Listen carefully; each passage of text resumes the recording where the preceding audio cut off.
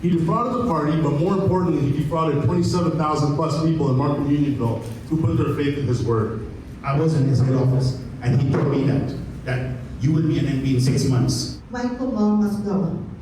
We must demand his resignation right now. If their voices are being silenced in a very unexplained way, that will become the force.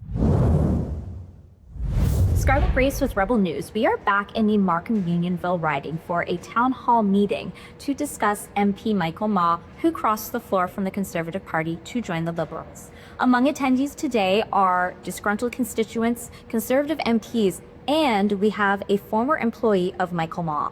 Let's hear what they have to say. He never talked with any residents in Unionville. I don't know which leader, which resident, which constituent he spoke. I know some people from his hometown maybe supported him. Yet he claims he hears our priorities every day. As I listen to the people of Markham Unionville and community leaders about the need for Canada to be united and to be strong. Did Michael Ma ever knock on your door? No. Did Michael Ma ever call one of you? Never. No. And we certainly did the job here in Markham Unionville. We vetted Michael Ma. We looked into his background, his business dealings, and his resume. On paper, he was a great candidate. A self-made man, a community leader, a champion of fiscal responsibility. But there's one thing a background check cannot detect. It cannot detect the issue of the soul. Here to say to the people, I think the people in Markham Unionville are doing an incredible thing, pushing back against this, calling it for what it is. It's traitors act to Canada and to the people here in Markham Unionville. I'm so happy to see a grassroots movement, to organize and to rally around this and to push back against Michael's decision. That if you're going to represent 27,000 people, you need to be accountable, big time. And your words are one thing, your actions speak volumes. Democracy depends on the trust. And the trust depends on the principle we respect the voters. So let's respect the voters. I couldn't believe that Michael had betrayed the trust of over 27,000 people. And I regretted volunteering for him. I regretted knocking on doors for him. What do you think is going to happen next? Do you think that the momentum of the kind of grassroots movement that started here will keep going?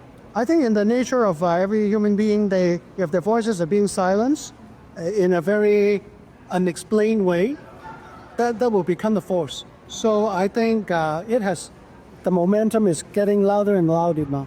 He offered me to be an MP in his office when he told me, when he broke the news. By the way, I came to know the news half an hour before he broke the news to me. I was in his head office, and he told me that you will be an MP in 6 months. I said, it depends if my values are right. I refuse to be an MP in a Liberal Party, but I will stand for Conservatives. I asked him, can you say thank you to the WeChat group of the volunteers, because we have contributed a lot of time just to show your appreciation, because you personally got elected, but the whole party is not elected, so we still feel disappointed. Can you comfort people? After 5 days, he replied to me, okay, and never did anything. And you want proof of his character? Just look at his interview on CP24. He didn't stumble. He wasn't conflicted. He sat there and he admitted that the very night before he made his traitorous decision, he was at the Conservative Christmas party. He drank our wine. He laughed with our staff. He even toasted our leader. He took a picture with him. The night I attended the Conservative Party, I was truly a Conservative member and an MP. I have not made a decision at that point. If Michael had any integrity, he would resign and you would have a by-election here. I'm not bully out vote based on his actions of the last month that he's going to do the right thing. So I think the reality is that the people that are here, they're organizing. They've got to stay ready. We're going to get into the federal elections too, that a lot of people think. We're very close, despite what the media is saying out there right now. We're kind of seeing the momentum persist with the people. They're very determined. Yeah, and especially when I see somebody from Nova Scotia. He actually see the momentum that's getting on in the Markham Unionville. It's going back to do the same thing for the Nova Scotia. This is a man who has been bought. This is a man we put our hopes on.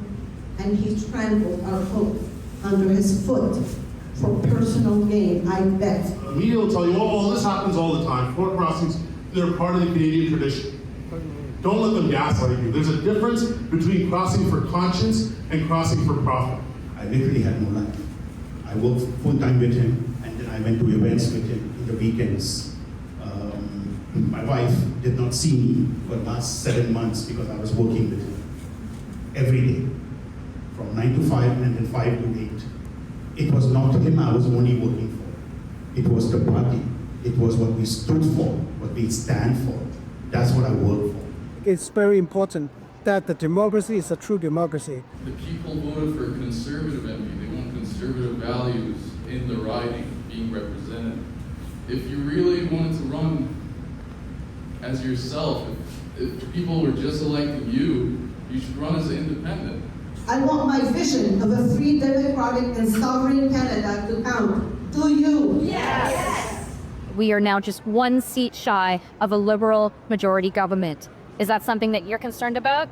Well, concern is one thing, but we don't lose hope because I think democracy has its way to work its way to the best outcome. It wasn't until I had the opportunity to confirm my understanding of Prime Minister Carney's approach and his vision for Canada.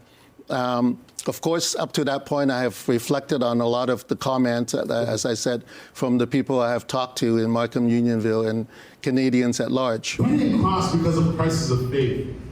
He crossed because he saw the Liberals were just short of a majority and he wanted to be the one to sell it to them. He traded the trust of 27,000 plus people in Markham, Unionville for a better parking spot on Parliament Hill. I take back my vote. You do not represent me. You are a tool, you are a joke, and you are a clown, and I did not vote for a clown. You will not disrespect our sacred vote. Michael Ma didn't win in Markham Unionville. People of Markham Unionville, like he served his year, put him in power. We could have a federal election a lot sooner than we think.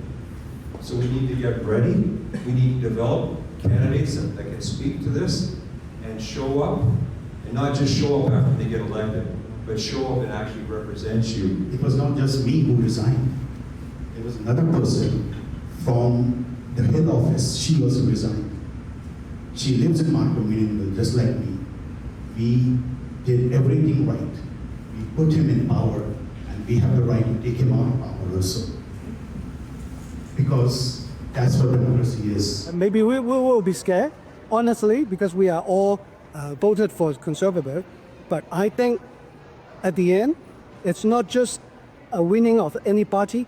I think it's the people, when they get together, they actually can do something. It's generate a better quality of the constituent and also the voters.